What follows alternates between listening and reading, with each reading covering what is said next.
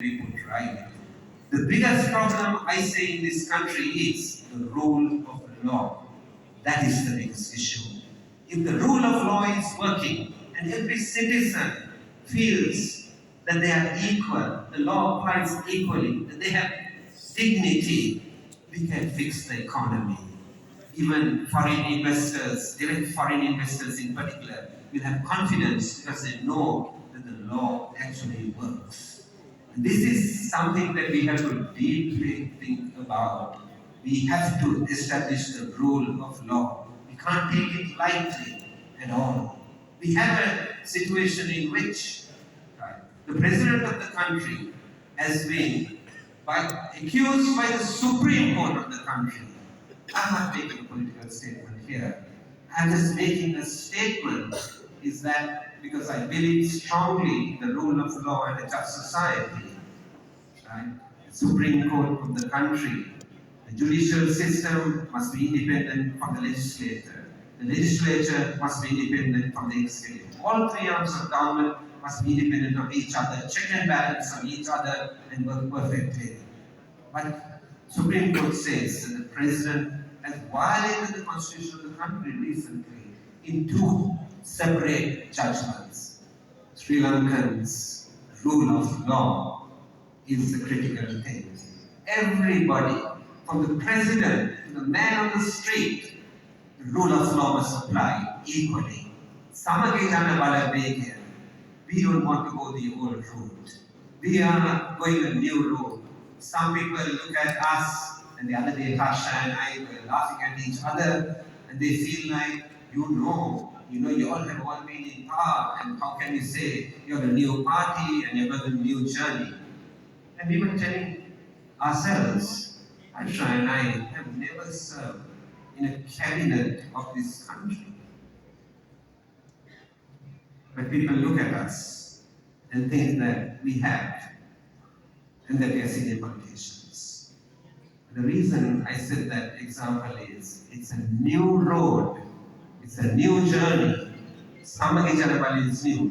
We may have come from different political backgrounds and political parties, and from different experiences, but we are going on a new road and a new way. We have been working on this over a period of time.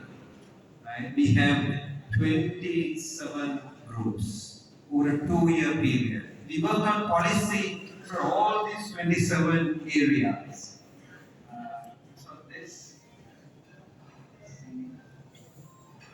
These are the 27 areas. Just to give you a very quick run. It's more than 600 pages. The policy document is more than 600 pages. We had professionals. Rajiv is sitting here, he coordinated this. We had professionals, we had academics, all working together for more than a 2-year period. It's they who basically came up with all these policy areas. That's why I said it's a long policy document. But a lot of work has been done. The manifesto is only a small reflection of the work that has been done. And then in terms of transparency, these are the things that we are intending to do. We have a law policy about law, but we are going to strengthen it further because we want to see changes. I was glad that I was able to, a year ago, bring a private member's motion bill to Parliament saying all politicians and high officials should make public their asset declarations. In this election, there's a lot of talk about asset declarations that have started. And I was glad that the government accepted it, and that's working. We're going to create an independent public prosecutor's office. At the moment, presently, the government's lawyer is the Attorney General's department. There's clearly a conflict of interest. Because he's my lawyer one day, I rob and steal the next day, and he's supposed to put a case against me. It just does not happen.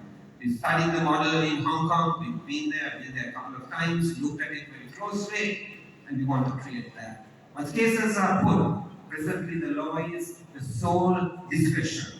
Even to withdraw a case is with the Attorney General. That's a conflict of interest. We want to do away with it. We want to make sure that it's independent and people will be prosecuted and held responsible. Public procurement is another huge area in transparency. You know that you may have been a victim of that. Public procurement. No transparency. We want to create public procurement platform and make sure that e-procurement is moved, all public procurement. We want to make sure that transactions will be publicized and also information will be made available. Public procurement law will be passed with global best practices to ensure that all public procurement will be covered by the new law. Then the other thing we will do in tackling corruption is bring a law for stolen assets recovery. This law is already drafted, like I said about assets and liabilities, making it public, that there was a private members law. We have presented a private members law already in Parliament on stolen assets recovery. So if there is obviously change of government and they are in office, then it becomes a part of our government law. We will bring it in.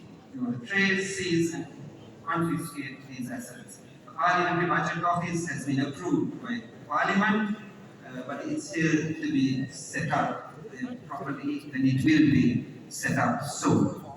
The idea of the Parliamentary Budget Office is manifold.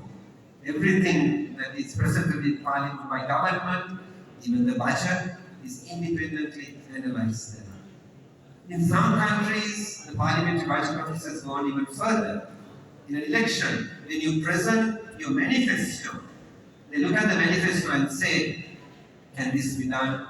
What is the feasibility? Why it can't be done? In advanced countries, it's got to the point that people don't believe your manifesto. They actually believe the report that's coming from the Parliamentary Budget Office. It will take a time to actually set it up, and when it is being set up, and I have said this to the Speaker of the present House, when we are setting this up, I said we need private sector people involved in it. Because the skill sets are different, particularly in budget management, which to a large extent lacks in the public sector. Not because public officials are foolish, but public officials are often dealing with expenditure. They are not dealing with revenue and expenditure. Only a few arms deal with revenue, while are dealing with expenditure. So if we are setting it up, we need private sector participation and private sector skills in actually doing it. We have a central revenue authority which we want to create. Most of the country's revenue comes from three institutions: Inland Revenue, Customs, and Excise. If you have dealt with them, I don't need to tell you more. I worked with all of them for 2.5 years. Nobody accused me or my minister that we took a lot. But the level of corruption in these institutions, businessmen continue to come and complain about it. My point is this: let's get out of the mindset that we are going to look at individuals. We need systems change, and we need to put systems in place. It doesn't matter who sits on the chair today, but we need a systems change.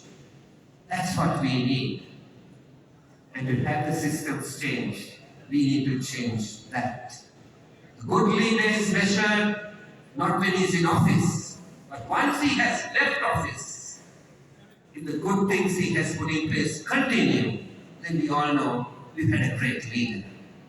That is why we are on the systems change. So, these centralized, central revenue collection authorities, let's say you have to import, you go to the bank, you open your LLC, it comes, you now go to customs, you go to clear it, and then they look at the HS code, and then discussions happen. This is what most businessmen come and say. What are we doing here?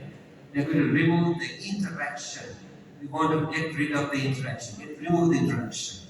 The message goes, once the goods have arrived into the central authority, the central authority tells customer, you pay there, message goes there, goods are cleared. I'm giving you one quick example. This is not something amazing. Countries have actually done this. We don't need to reinvent the wheel. We just need to keep implementing it. So this is the direction that we are going to go in creating a central revenue authority. Then the public sector. We want to basically digitize this. We started this in 2003-4. We created the Sri Lanka program. Village, information infrastructure,